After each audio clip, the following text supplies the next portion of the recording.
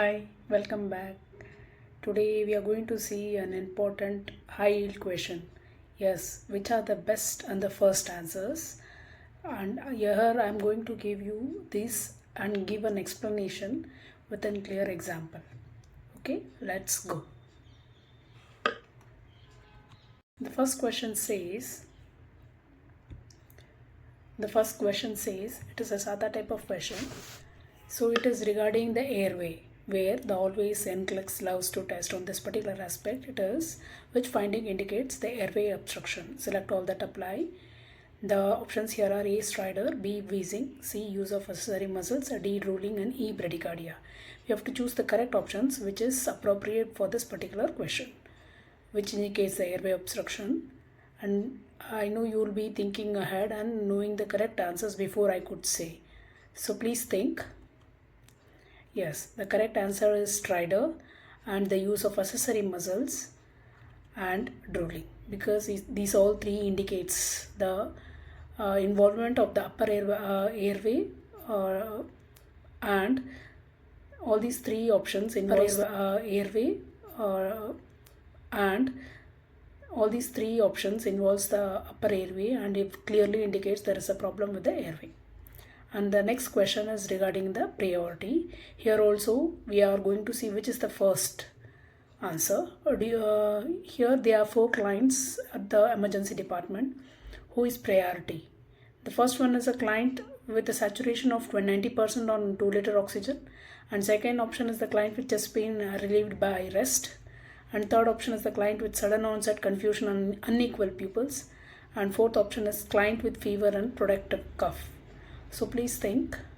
Yes, here the right answer is option C, where the client with sudden onset confusion and unequal pupils, because it suggests there is an acute neuro change which indicates the possible increase in the ICP, or there might be a chance of stroke.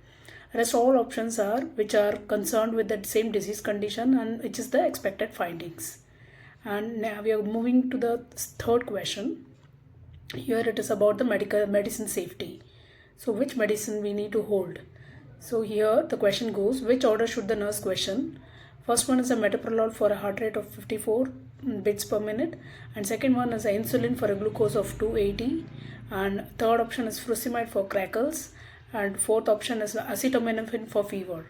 Here the correct option here, please think. Yes, the correct answer is metoprolol, because it is the beta blocker which affects the heart rate. If you are giving below person who is already having heart rate or less, it can cause bradycardia. So we should withhold if the heart rate is less than 60 beats per minute. And next question is regarding the infection control. Here, which clients require the contact precautions? Select all that apply. First option is the Clostridium difficile, and second option is the MRSA wound, and third option is the TB infection, and fourth option is the RSV, respiratory syncytial virus, and fifth option is the Shigell's, that is disseminated. Please think which will be the correct answer where we should maintain the contact precautions. Here it is the Clostridium difficile and the MRSA wound, and the third option is the RSV, respiratory syncytial virus. All these are important because it is the contact precautions. The rest of the options, that is TB, that is disseminated, it is airborne, and next one is which why we are selecting all these three is because it is airborne and the contact precautions we need to select. And next question is fluid. Fluid, how the question will be very tricky and we have to select the best answer. Which client is most risk for fluid volume overload? Here the options here are burn patient post 24 hours injury, and option B is client with diabetic ketoacidosis, and option C is client with heart failure, and option D the client with diarrhea into 3 days. And please think which will be risk of fluid volume overload. Here it indicates the option C, that is a heart failure, because in heart failure there is a poor heart capacity to pump the blood, so the fluid gets accumulated and the fluid also backups very fast. So this is the only option which is connected to the question, that is risk of fluid volume overload. So we should think in such a way. Next question is regarding the obstetrics, that is, which is always the NCLEX favorite. So here the question goes, which finding in a postpartum client requires immediate intervention? Yes, this is the options here are lochia rubra, and B, firm fundus at midline, C, saturating pad in 15 minutes, and option D is mild uterine cramping. We have to think which is the correct answer. Please go ahead and think. I know you know the answer correctly. Yes, the answer here is the saturating pad of 15 minutes. In just 15 minutes, the pad is getting saturated. It means that a patient is experiencing a postpartum hemorrhage, and this is alarming. And the rest of the options are the normal expected findings of the post-delivery patient. Here we are moving to the next question. Yes, here it's on the topic, it is pediatrics and it is safety. Here the question states, which statement by the parent of a toddler requires teaching?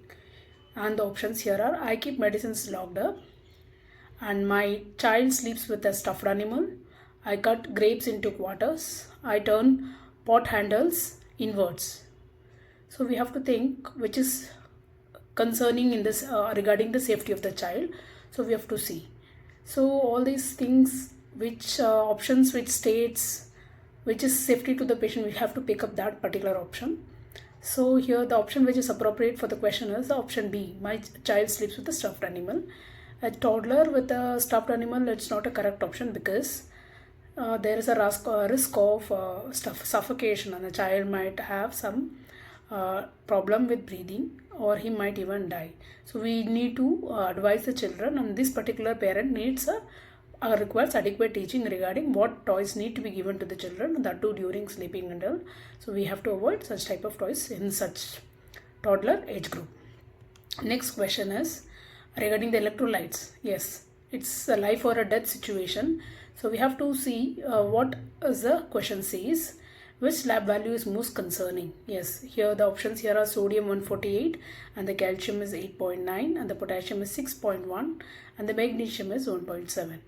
I know you would have already guessed the answer. The correct answer here is C. It is potassium 6.1. It always indicates hyperkalemia.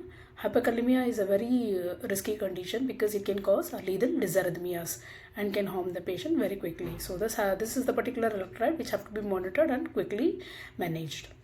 Next question is regarding the psychiatric, and it is about the therapeutic communication. So let's see the question. The client says, I have nothing to leave, and which is the best response? Here the options here are everything will be okay, and option B, why do you feel that way? And option C, tell me more about how you're feeling. And option D, you shouldn't think like that. And please think which will be the correct answer. You should always think in a registered nurse way, and you have to think what is the exact therapeutic communication which has been dealt with the patient. So the correct option here are, yes, it is tell me more about what you're feeling. We are readdressing the same question, and we are asking in an open-ended way, so that the patient will be trying to open up what is his feelings, and he will be explaining it to the concerned registered nurse or the physician. So here the option C is correct. It is the therapeutic way to approach the patient. The next, last and the final question is regarding the what is the important thing and the best thing when in doubt. So what should the nurse do? The question says, when in doubt, what should the nurse do first? It is call the provider, or assess the client, or review the chart, and our last option is delegate the task.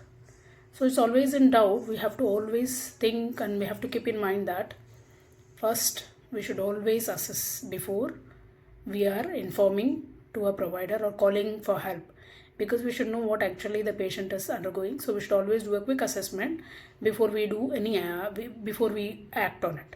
So it is unless an emergency, so we should always do a quick assessment, then only we have to call the provider, unless it is an emergency. So these are all the types of question which selects the best answer from the options. So these are the types of question which will help you how to go about the question and eliminate the distractors and select the appropriate option, and ace your NCLEX preparation and crack your NCLEX examination in first go. So thank you friends, and happy